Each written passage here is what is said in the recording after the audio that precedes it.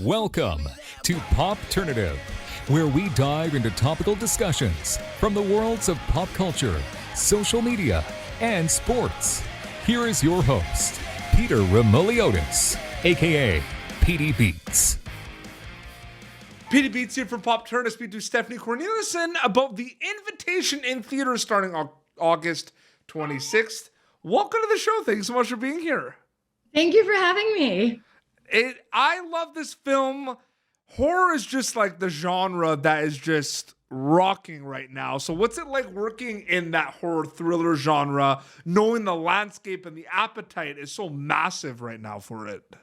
It's challenging because there's a lot of competition. You want to do a good job. But it was a lot of fun. It was something that was very different from what I've done before. It was a welcome change for me. It's definitely something that I dig it. You shot this film in Hungary. Yeah, in Budapest. And one of my favorite things about the film, and I can't wait for people to see it in the theaters, because I truly think this is your like perfect popcorn worthy movie, is the castle and just the scenery and everything. Like, you literally just watch, you're like, wow, I can't even imagine being there. You have to tell me, what was it like filming at that location? It was absolutely beautiful. We were at in a town outside of Budapest, quite a big town called Székesfehérvár, which had this beautiful Nászlodányi castle, and I cannot believe I remember all this. But the scenery, Budapest in general is just absolutely beautiful. But the scenery out there and surrounding the castle, it's like stepping into a different world, and it does everything for you. For your character and trying to be in this world and live through these scenes, and it did everything. You walk in, it's like 20-foot ceilings, everything. So yeah, even as a viewer, you could tell it's massive. No, it's so visually impactful, and it really does a lot for you. And I think when you see it, but a part of it is the castle, but there's also a lot of really beautiful set design done for the movie. Absolutely. For sure. Yeah. But that was like literally my like big takeaway. I'm like 30 minutes into this, right? She, Nathalie Emmanuel, she shows up, and I'm just like, I'm excited because I know that most of the movie is going to be in that area. Like, I'm going to see that for most of the movie. You know what I mean? Yeah. And you really get to, I feel like you get to not only as an actor, but as the audience, you really get to live in that world. Yeah. And you see the beauty of it, but you also see the horror of it. And I think it's a beautiful duality that Jessica captured, or that Autumn Eakin captured. Is that your favorite thing about being a storyteller, diving into all these different worlds of The Invitation, Mr. Robot? Is that the best part about it? Well, I think, as the writer of me loves being the storyteller here. I love being just the story portrayer. Yeah. And it's wonderful to really get to dive into somebody else's vision. And it feels good to be able to tell us, to be part of telling that story. Yeah. And I think we did that pretty effectively with this movie. And when you see the movie, depending on how deep you want to go, it's a movie of many, many layers. It's an entertaining movie, but it's also a deep movie that touches on some really, relevant societal points. And I do have questions about your character, but I feel like I'm walking on eggshells because you don't want to give away things. Like, it's so weird, right? Like, we both know what happens, but like it's always going to be strange, right? Doing interviews for a project that what happens, but you're like, the world yet does not know what happens. They will so very soon. I can't wait for people to see it in theaters. I know I sound like a broken record, but I just can't wait for them to see the castle. Because that's it's definitely it's a movie theater movie. Yes, so you agree with me on that 100%. Yeah. Okay. It's not really a spoiler, because if you do a deep dive into the movie, it is. And if you watch the trailer, there is the Dracula, Bram Stoker reimagination tie-in, a component of it. When you were like cast for this, or when you found out about this project, were you aware of the Dracula vampire component of the film, or did you just know it was like a Sony horror thriller film? Like, what did you know? I was aware from the beginning. Okay. And it is that, but I feel like this movie is so much more, you know, it's like, because it's, and I think it's actually, but it's relevant because, you know, that whole story of that whole part of the story has such a, like a heavy, I don't want to use this word, but I'm going to do it, like patriarchal, you know, classist, like heaviness to it, what Dracula does and all that. And I feel like this movie is really also about a woman who really gets to discover herself and find her inner strength, so much more than just the fantasy and horror part of it. Yeah, and your character has a lot of not my character. No, but your character has a lot of dialogue with Nathalie's character, and there's that kind of back and forth.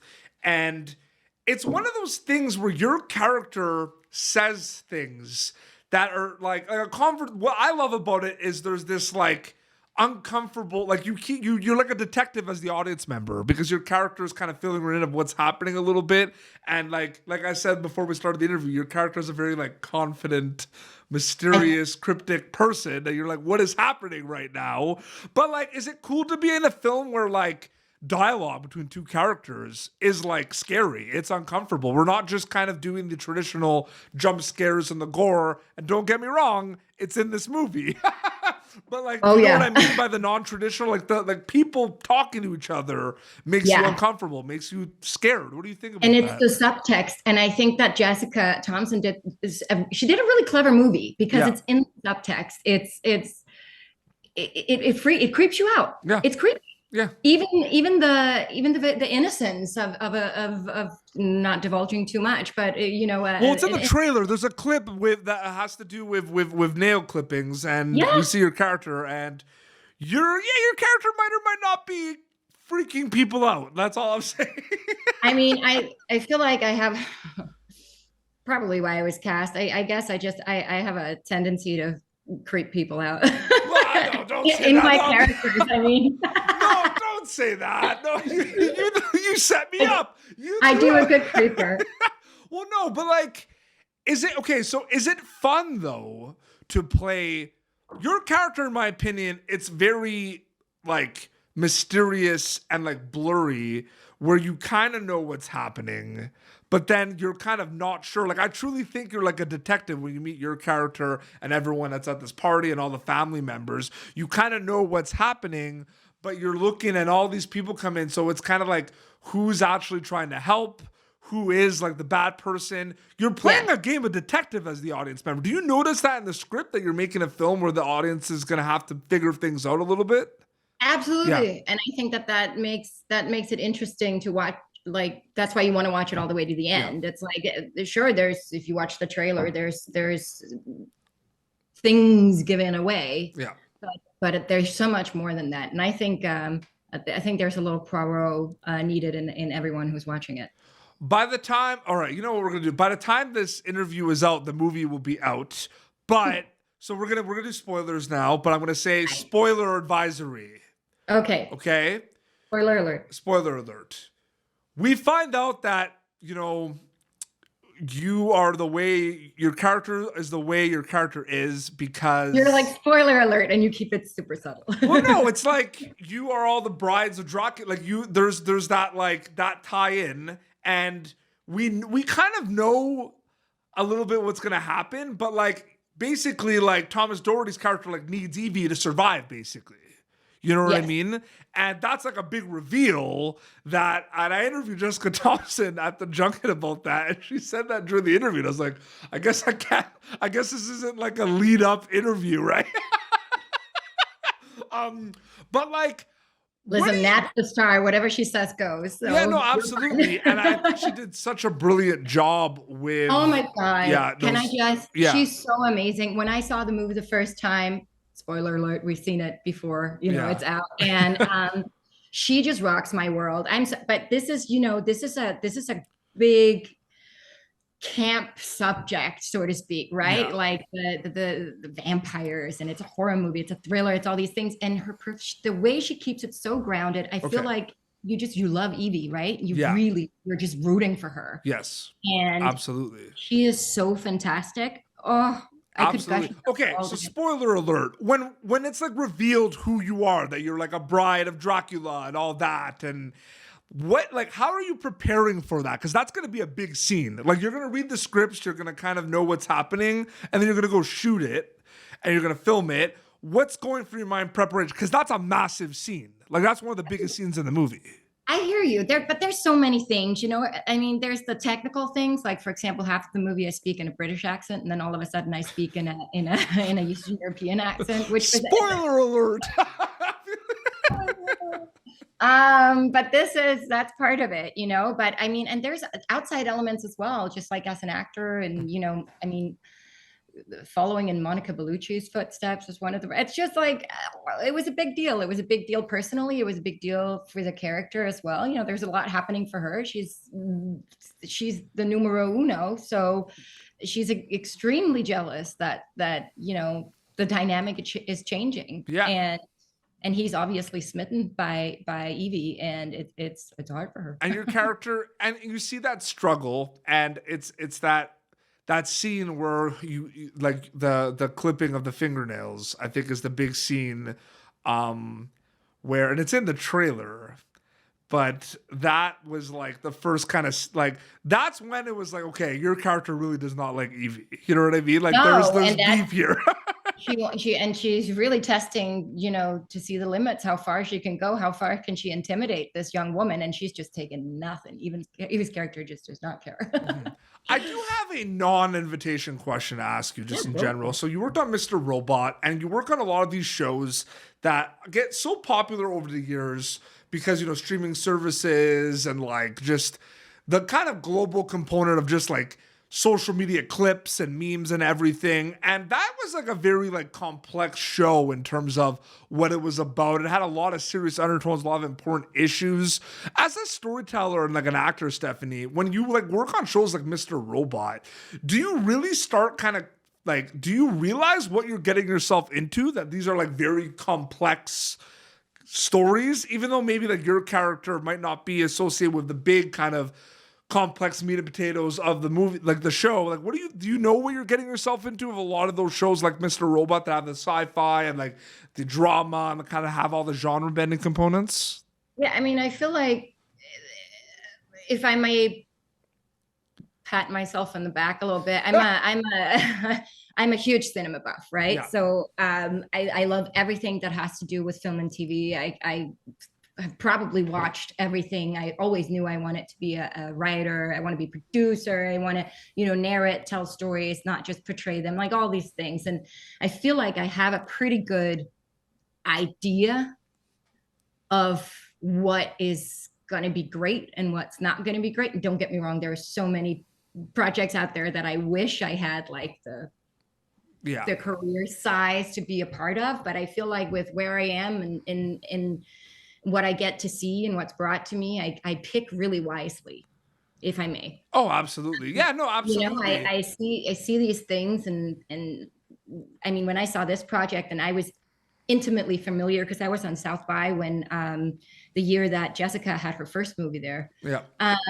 Jessica Thompson, our director, and I remember watching that movie, and I was so impacted by it, and I was like. And I remember I was just thinking, like, anything that ever comes up with this director, I want to do. Yeah. And then, crazy enough, the day I went off maternity leave, the invitation, was presented to me, and I was like, that's her name. This is the story. I felt like she was going to be able to do something really, really smart. So it's not just betting on the material, it's also betting on the people. That's that's a really good way of looking at it. I am one of those people where there's a lot of directors and writers that like I will watch anything They do. they direct her right. Exactly. Like, It doesn't matter. They could exactly. Yeah. And that's why it works when they do like from the creators of, from the minds of, it works. You know what I mean? Same with actors, by the way. There are some actors that, it just doesn't matter what they're in. It's going to be great. Like it's just, there are really,